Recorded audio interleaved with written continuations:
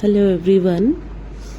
ಇವತ್ತಿನ ದಿನ ನನ್ನ ರೆಸಿಪಿ ಪನ್ನೀರ್ ಮಟರ್ ಮಸಾಲ.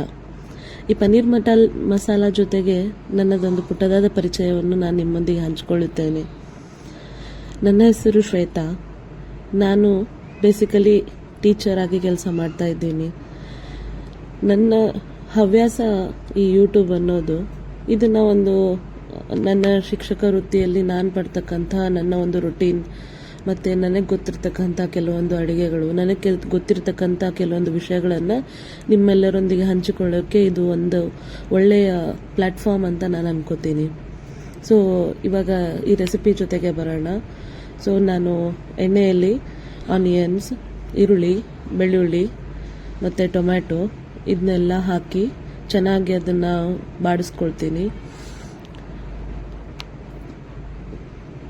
ಅದ್ರ ಜೊತೆಗೆ ಸ್ವಲ್ಪ ಟೊಮ್ಯಾಟೋಸ್, ಇದನ್ನು ಸ್ವಲ್ಪ ಕಲರ್ ಚೇಂಜ್ ಆಗೋವರೆಗೂ ನಾವು ಹುರ್ಕೋಬೇಕು ಚೆನ್ನಾಗಿ.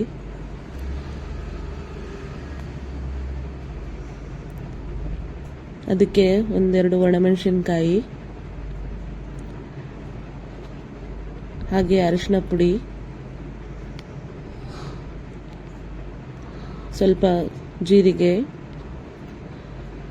ಒಂದೆರಡು ಕಾಳು ಕರಿಮೆಣಸು, ಒಂದು ಯಾಲಕ್ಕಿ, ಇದನ್ನೆಲ್ಲ ಮಸಾಲೆಗೆ ಹಾಕಿ ನಾನು ಚೆನ್ನಾಗಿ ಬಾಡಿಸ್ಕೊಳ್ತೀನಿ. ಇಲ್ಲಿ ಬೇಕಿದ್ದರೆ ನೀವು ಧನಿಯಾ ಕಾಳನ್ನ ಕೂಡ ಹಾಕ್ಕೋಬೋದು. ನಾನು ಪುಡಿ ಮಾಡಿ ರೆಡಿ ಇಟ್ಕೊಂಡಿರ್ತೀನಿ, ಅದಕ್ಕೋಸ್ಕರ ನಾನು ಇದರಲ್ಲಿ ಹಾಕ್ತಾ ಇಲ್ಲ. ಆಮೇಲೆ ಗ್ರೇವಿಯಲ್ಲಿ ಹಾಕ್ತೀನಿ. ಇದನ್ನು ಚೆನ್ನಾಗಿ ಫ್ರೈ ಮಾಡಿದಾದಮೇಲೆ ಇದನ್ನು ಮಿಕ್ಸಿ ಮಾಡಿಕೊಂಡು ಇದಕ್ಕೆ ಒಂದು 4ರಿಂದ 5 ಕ್ಯಾಶ್ಯೂಸ್ನ ಹಾಕಿ ನಾನು ಮಿಕ್ಸಿ ಮಾಡ್ಕೋತಾ ಇದ್ದೀನಿ. ಅದಾದಮೇಲೆ ಯಾವ್ದು ಪಾತ್ರೆಯಲ್ಲಿ ಹುರಿದಿರ್ತೀವೋ ಅದೇ ಪಾತ್ರೆಯಲ್ಲಿ ಒಂದು ಸ್ವಲ್ಪ ಎಣ್ಣೆ, 1 ಸ್ಪೂನ್ ಆಗುವಷ್ಟು ತುಪ್ಪ, ಸ್ವಲ್ಪ ತುಪ್ಪ ಕಾದ ತಕ್ಷಣವೇ ಅದಕ್ಕೆ ಪನ್ನೀರ್, ನಾನಿಲ್ಲಿ ಅಮೂಲ್ ಪನ್ನೀರ್ನ ಹಾಕ್ಕೊಳ್ತಾ ಇದ್ದೀನಿ. ಪನ್ನೀರ್ ಕಲರ್ ಚೇಂಜ್ ಆಗೋವರೆಗೂ, ಸ್ವಲ್ಪ ಬ್ರೌನ್ ಕಲರ್ ಆಗೋವರೆಗೂ ನಾವು ಅದನ್ನು ಚೆನ್ನಾಗಿ ಹುರ್ಕೋಬೇಕು. ಇದ್ರ ಜೊತೆಗೆ ನಾನು ಇದಕ್ಕೆ ಮುಂದೆ ಮಟರ್ ಮತ್ತು ಕ್ಯಾಪ್ಸಿಕಮ್ ಎರಡನ್ನು ಆ್ಯಡ್ ಮಾಡ್ತೀನಿ.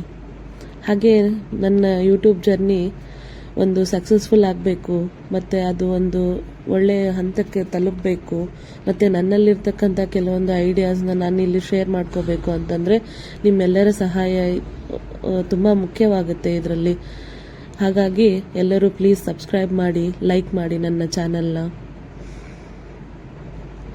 ಇದಕ್ಕೆ ಮಸಾಲೆ ಮಾಡ್ಕೊಂಡಿರ್ತಕ್ಕಂತಹ ಪೇಸ್ಟ್, ರುಬ್ಬಿರ್ತಕ್ಕಂಥ ಪೂರ್ತಿ ಮಸಾಲೆಯನ್ನು ಸ್ವಲ್ಪ ನೀರು ಹಾಕ್ಕೊಂಡು ಅದನ್ನು ಚೆನ್ನಾಗಿ ಹಾಕಿ ಸ್ವಲ್ಪ ಕಲರ್ ಚೇಂಜ್ ಆಗೋವರೆಗೂ ಮತ್ತು ಮಸಾಲೆ ಸ್ಮೆಲ್ ಹೋಗೋವರೆಗೂ ಅದನ್ನು ಹುರ್ಕೋಬೇಕು.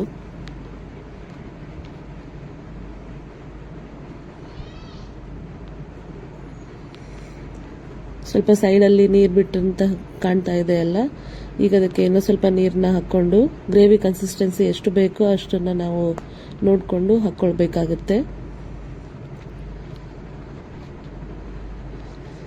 ನಿಮಗೆ ತುಂಬ ಥಿಕ್ಕಾಗಬೇಕಿದ್ರೆ ನೀರು ಸ್ವಲ್ಪ ಕಡಿಮೆ ಹಾಕಿ. ಇದ್ರ ಜೊತೆಗೆ ನಾವು ನೆಕ್ಸ್ಟ್ ಮೊಸರು ಕೂಡ ಹಾಕ್ಕೊಳ್ತೀವಿ. ಸೊ ಮೊಸರು ನಮಗೆ ಒಂದು ಒಳ್ಳೆ ಟೆಕ್ಸ್ಚರ್ನ ಕೊಡುತ್ತೆ ಪನ್ನೀರ್ ಗ್ರೇವಿಗೆ. ಆಮೇಲೆ ಎಲ್ಲ ನಾರ್ತ್ ಇಂಡಿಯನ್ ತಿಂಡಿಗಳಲ್ಲಿ ಕ್ರೀಮ್ ಅಥವಾ ಮೊಸರನ್ನ ಕಂಪಲ್ಸರಿಯಾಗಿ ಬಳಸ್ತಾರೆ. ಕ್ರೀಮ್ ಇಲ್ಲ ಅಂತಂದರೆ ಅದರ ರೀಪ್ಲೇಸ್ಮೆಂಟ್ ಆಗಿ ನಾವು ಮೊಸರನ್ನ ಬಳಸ್ಕೊಳ್ಬೋದು. ಸೊ ಇವಾಗ ಇದನ್ನು ಒಂದು 5-10 ನಿಮಿಷ ಬೇಯೋದಕ್ಕೆ ಬಿಡಬೇಕು. ಅದಕ್ಕೆ ನಾನು ನನ್ನ ಮನೇಲಿ ಮಾಡ್ತಕ್ಕಂಥ ಗರಂ ಮಸಾಲೆ ಪುಡಿಯನ್ನು ಹಾಕ್ತಾ ಇದ್ದೀನಿ, ಅಚ್ಕಾರದ ಪುಡಿ ಹಾಕ್ತಾ ಇದ್ದೀನಿ 1 ಸ್ಪೂನಷ್ಟು. ಚೆನ್ನಾಗಿ ಅದನ್ನು ಮಿಕ್ಸ್ ಮಾಡಿಕೊಂಡು ಅದಕ್ಕೆ ಒಂದು ಪ್ಲೇಟ್ನ ಮುಚ್ಚಿ, ಬೇಕಿದ್ರೆ ಒಂದು ಸ್ವಲ್ಪ ನೀರನ್ನ ಹಾಕ್ಕೊಂಡು ನಾವು ಅದನ್ನು ಮುಚ್ಚಿಡ್ಬೋದು. ಒಂದು 5 ನಿಮಿಷ ಆದ ತಕ್ಷಣ ನಾವು ಅದರಲ್ಲಿ ಚೆನ್ನಾಗಿ ಈ ಥರ ಬಾಯ್ಲ್ನ ನೋಡ್ತೀವಿ. ಅದು ಕುದೀತಾ ಇದೆ ಅಂದ ತಕ್ಷಣವೇ ಅದಕ್ಕೆ ರುಚಿಗೆ ತಕ್ಕಷ್ಟು ಉಪ್ಪನ್ನ ಹಾಕ್ಕೊಂಡು ಸ್ವಲ್ಪ ಬೆಲ್ಲದ ಪುಡಿ ಹಾಕಿ ಚೆನ್ನಾಗಿ ಕೈ ಆಡಿಸ್ಕೊಂಡು ಇನ್ನೊಂದು 5 ನಿಮಿಷ ಅದನ್ನು ಸಣ್ಣ ಉರಿಯಲ್ಲಿ ಮುಚ್ಚಿಟ್ರೆ ಪನ್ನೀರ್ ಗ್ರೇವಿ ಸಿದ್ಧ ಆಗುತ್ತೆ. ನಿಜವಾಗ್ಲೂ ಇದು ನಿಮಗೆ ಒಂದು 10 to 15 ಮಿನಿಟ್ಸಲ್ಲಿ ಈ ರೆಸಿಪಿ ಆಗೋಗುತ್ತೆ. ನಾನು ಕೊನೆಯಲ್ಲಿ ಸ್ವಲ್ಪ ಕೊತ್ತಂಬರಿ ಗಾರ್ನಿಷಿಗೆ ಹಾಕ್ಕೋತಾ ಇದ್ದೀನಿ. ಇದ್ರ ಜೊತೆಗೆ ನಮ್ಮ ಮನೆಯವರು ಮಲಬಾರ್ ಪರೋಟ ತಿನ್ಬೇಕಂದ್ರು, ಸೊ ಅದ್ರ ಜೊತೆಗೆ ನಾನು